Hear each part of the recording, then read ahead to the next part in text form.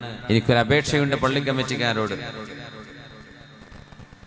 Bank വിളിക്കണ മുക്രിക്കനെ ഉപയോഗിച്ചിട്ട് മൂത്രപ്പുര കഴുകാൻ വിടരുത്. അവരതിനുള്ളത് അതിന് നിങ്ങൾ വേറെ ആരെങ്കിലും വിളിച്ചോളൂ. കൂലിക്ക് വിളിച്ച ആളെ കിട്ടൂലേ? ഒരു ദിവസം 2 ദിവസം കൂടുമ്പോൾ ബാത്റൂം ക്ലീൻ ചെയ്യാൻ മുക്രിക്കനെ കൊണ്ടല്ല അത് ചെയ്യിപ്പിക്കേണ്ടത്, ഹൗദ് കഴുകിപ്പിക്കേണ്ടത്. അവർ മറ്റേതെങ്കിലും ഖിദ്മത്ത് അവരെ കൊണ്ട് പറ്റുന്ന ഇസ്സത്തുള്ള പണി ചെയ്യിപ്പിക്കണം. അള്ളാഹു ഇത്രമേൽ ബഹുമാനിക്കുന്ന ആളുകളാണിവർ. അവരെ കൊണ്ടല്ല ബാത്റൂം കഴിപ്പിക്കേണ്ടത്.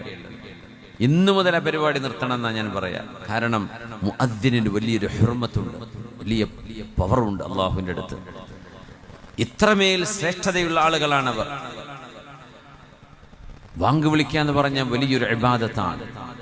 12 കൊല്ലം വാങ്ക് വിളിച്ച മുക്രിമാർക്കൊക്കെ അവാർഡ് കൊടുക്കണം. 12 വർഷം മുഅദ്ദിൻ പണിയെടുത്തു നിങ്ങളുടെ പള്ളിയിൽ. അത് 20-30 കൊല്ലാകാൻ നിൽക്കരുത്.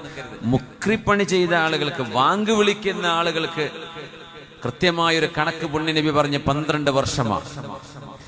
മൻ അദ്ദന 12 സനതൻ വജബത് ലഹുൽ ജന്നah.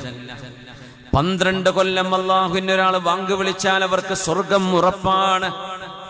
പുണ്യ നബി പറയാ സ്വല്ലല്ലാഹു അലൈഹി വസല്ലം. 12 കൊല്ലം വാങ്ക് വിളിച്ച എല്ലാ മുക്രിമാർക്കും ഒരു ആദരവ് കൊടുക്കണം. അങ്ങനെ ഉണ്ടാവില്ലേ? നമ്മുടെ നാട്ടിലൊക്കെ ഉണ്ടാവില്ലേ? 12 എന്ന് കഴിഞ്ഞിട്ടുണ്ടാവും, 25-30 കൈ കാണുമല്ലേ? 12 കൊല്ലം അതൊരു മൈൽ സ്റ്റോൺ ആണ് അവരുടെ ജീവിതത്തില്. 12 കൊല്ലം പൂർത്തിയാകുമ്പോ അള്ളാഹു അവർക്ക് സ്വർഗം ഉറപ്പാക്കി കൊടുക്കുന്നു എന്നാണ് പുണ്യ നബിയുടെ ഹദീസ് സ്വല്ലല്ലാഹു അലൈഹി വസല്ലം.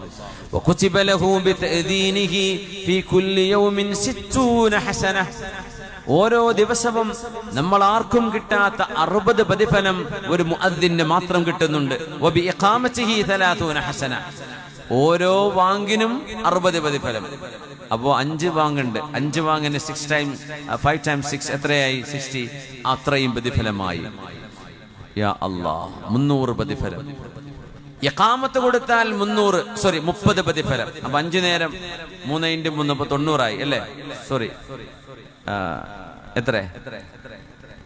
130.